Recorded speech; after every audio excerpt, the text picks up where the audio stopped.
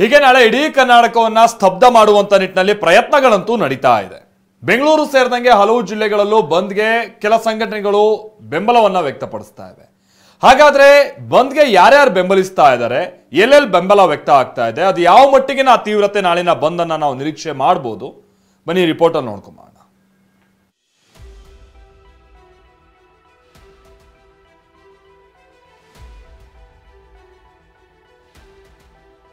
ಮಹಾರಾಷ್ಟ್ರ ಪುಂಡರು ಕರ್ನಾಟಕ ಬಸ್ಗಳ ಮೇಲೆ ನಡೆಸಿದ್ದ ದಾಳಿ ಖಂಡಿಸಿ ವಿವಿಧ ಕನ್ನಡಪರ ಸಂಘಟನೆಗಳು ನಾಳೆ ಕರ್ನಾಟಕ ಬಂದ್ಗೆ ಕರೆ ನೀಡಿವೆ. ನಾಳಿನ ಬಂದ್ಗೆ ಸಕಲ ಸಿದ್ಧತೆಗಳು ಶುರುವಾಗಿವೆ. ಆದರೆ ಬಂದ್ಗೆ ಕೆಲವರು ಬೆಂಬಲ ವ್ಯಕ್ತಪಡಿಸಿದ್ರೆ ಇನ್ನು ಕೆಲವರು ಬಂದ್ಗೆ ವಿರೋಧ ವ್ಯಕ್ತಪಡಿಸಿದ್ದಾರೆ. ಅಷ್ಟಕ್ಕೂ ನಾಳೆ ನಡೆಯುವ ಬಂದ್ಗೆ ಯಾರ್ಯಾರು ಬೆಂಬಲ ಕೊಟ್ಟಿದ್ದಾರೆ ಅಂತ ನೋಡೋದಾದ್ರೆ, ಕರ್ನಾಟಕ ಬಂದ್ಗೆ Ola, Uber, airport taxi, auto ಚಾಲಕರ ಸಂಘಟನೆ, ಖಾಸಗಿ ಸಾರಿಗೆ ಒಕ್ಕೂಟ, ಎಪಿಎಂಸಿ ಸಂಘಟನೆ, ಕಾರ್ಮಿಕ ಪರಿಷತ್ ಬೆಂಬಲ ಕೊಟ್ಟಿದೆ. ಇನ್ನು ನಾಳಿನ ಬಂದ್ಗೆ ಜಿಲ್ಲೆಗಳಲ್ಲೂ ಪರ ವಿರೋಧದ ಮಾತು ಕೇಳಿ ಬಂದಿದೆ. ಕೆಲವೆಡೆ ಬೆಂಬಲ ವ್ಯಕ್ತವಾಗಿದ್ರೆ ಕೆಲವೆಡೆ ಆಕ್ಷೇಪ ಎದ್ದಿದೆ.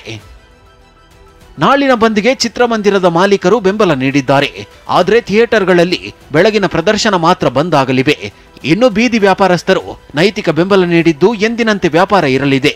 ಇನ್ನು ಖಾಸಗಿ ಸಾರಿಗೆಯವರು ಬಂದ್ ಬೆಂಬಲಿಸಿದ್ದು ಶಾಲಾ ವಾಹನ ಬಿಟ್ಟು ಉಳಿದ ಸೇವೆ ಬಂದ್ ಆಗಲಿವೆ. ಇನ್ನು ನಾಳಿನ ಬಂದ್ಗೆ ಕೆಲವೊಂದು ಜಿಲ್ಲೆಗಳಲ್ಲಿ ಬೆಂಬಲ ಘೋಷಿಸಿದ್ರೆ ಇನ್ನು ಕೆಲವು ಜಿಲ್ಲೆಗಳಲ್ಲಿ ಬಂದ್ ಮಾಡಲ್ಲ ಎಂಬ ಅಭಿಪ್ರಾಯ ಕೇಳಿ ಬಂದಿದೆ.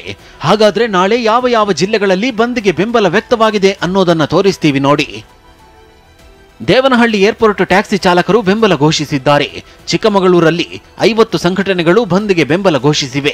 ದಾವಣಗೆರೆಯಲ್ಲಿ ಕನ್ನಡ ಸಂಘಟನೆಗಳ ಒಕ್ಕೂಟ, ರೈತ ಸಂಘಟನೆಗಳಿಂದ ಬೆಂಬಲ ವ್ಯಕ್ತಪಡಿಸಿವೆ. ಚಿತ್ರದುರ್ಗದಲ್ಲಿ ಕನ್ನಡ ಪರ ಸಂಘಟನೆಗಳು ಬೆಂಬಲ ವ್ಯಕ್ತಪಡಿಸಿವೆ. ಮೈಸೂರಲ್ಲಿ ಹೋಟೆಲ್ ಮಾಲೀಕರ ಸಂಘ ನೈತಿಕ ಬೆಂಬಲ ಕೊಟ್ಟಿವೆ. ಕೋಲಾರದಲ್ಲಿ ಕನ್ನಡ ಪರ ಸಂಘಟನೆಗಳು ನೈತಿಕ ಬೆಂಬಲ ಎಂದು ಹೇಳಿವೆ. ಇನ್ನು ಬಂದ್ ಬಗ್ಗೆ ಇಂದು ಸುದ್ದಿಗೋಷ್ಠಿ ನಡೆಸಿದ ವಾಟಾಳ್ ನಾಗರಾಜ್ ನಾಳಿನ ಬಂದ್ಗೆ ಎಲ್ಲರೂ ಸಹಕರಿಸುವಂತೆ ಮನವಿ ಮಾಡಿದ್ರು. ಬೆಳಿಗ್ಗೆ 6ರಿಂದ ಸಂಜೆ 6ರವರೆಗೆ ಯಾವ ಅಪಪ್ರಚಾರಕ್ಕೂ ಕಿವಿ ಕೊಡೋದು ಬೇಡಿ. ತಾವು ತಮ್ಮಲ್ಲಿ ಈ ಬಂದು ನಾನು ಅತ್ಯಂತ ಕಳಕಳಿಯಿಂದ ಹೇಳ್ತೀನಿ, ನೀವು ಶಕ್ತಿ ಕೊಡ್ತಾ ಇದ್ದೀರಿ. ಡಿಸಿಎಂ ಡಿಕೆ ಶಿವಕುಮಾರ್ ಯಾವ ಗಲಾಟೆ ಮಾಡದೆ ಕಾನೂನಿನಲ್ಲಿ ಎಷ್ಟು ಅವಕಾಶ ಇದೆಯೋ ಅಷ್ಟು ಮಾತ್ರ ಮಾಡಿ ಎಂದಿದ್ದಾರೆ. ನಮ್ಮ ಯೂನಿಯನ್ನವರು ಬಂದ್ಗೆ ಬೆಂಬಲ ಕೊಟ್ರೆ ಬಸ್ ಓಡಲ್ಲ, ಬೆಂಬಲ ಕೊಡದಿದ್ರೆ ಬಸ್ಗಳು ಓಡಾಡುತ್ತೆ ಅಂತ ರಾಮಲಿಂಗಾರೆಡ್ಡಿ ಹೇಳಿದ್ದಾರೆ. ದಯವಿಟ್ಟು ಎಲ್ಲ ಶಾಂತ ರೀತಿಯಿಂದ ಇರಬೇಕು. ಕಾನೂನಲ್ಲಿ ಏನಿದೆ ಅವಕಾಶನ ಅಷ್ಟು ಮಾತ್ರ ಉಪಯೋಗಿಸ್ಕೊಳ್ಬೇಕು. ದಯವಿಟ್ಟು ಶಾಂತಿಯಿಂದ ಯಾವ ಗಲಾಟೆಗೆ ಹೋಗದೆ, ಯಾವ ಬಂದು ಮಾಡದೆ ದಯವಿಟ್ಟು ಮನವಿ ಮಾಡ್ಕೊಳ್ತೇನೆ. ಇದು ಅವಶ್ಯಕತೆ ಇಲ್ಲ ಅಂತ ನಾನು ಭಾವಿಸ್ಕೊಂಡಿದ್ದೆ. ಅವ್ರ ಯೂನಿಯನ್ ಸರ್ ಏನು ಮಾಡ್ತಾರೋ ನನಗೆ ಗೊತ್ತಿಲ್ಲ. ಅವ್ರ ಸಂಘಟನೆಗಳವರು ಬೆಂಬಲ ಕೊಡ್ತಾ ಇದ್ದಾರೋ, ಬೆಂಬಲ ಕೊಡ್ತಾರೋ ಇಲ್ವೋ ನನಗೆ ಗೊತ್ತಿಲ್ಲ. ಸಂಘಟನೆಗಳೆಲ್ಲ ಒಂದಾಗಿ ಬೆಂಬಲ ಕೊಟ್ಟರೆ ಬಸ್ ಓಡೋದಿಲ್ಲ. ಅವ್ರು ಬೆಂಬಲ ಕೊಡಲಿಲ್ಲ ಅಂದರೆ ಬಸ್ಸಸ್ ಸಹಜವಾಗಿರುತ್ತೆ. ಪರ ವಿರೋಧದ ನಡುವೆಯೇ ನಾಳಿನ ಬಂದ್ಗೆ ಕನ್ನಡ ಪರ ಸಂಘಟನೆಗಳು ಸಜ್ಜಾಗಿವೆ. ಬಂದ್ಗೆ ಸರ್ಕಾರ ಹೇಗೆ ನಿಯಂತ್ರಣ ಹೇರುತ್ತೆ ನೋಡಬೇಕು.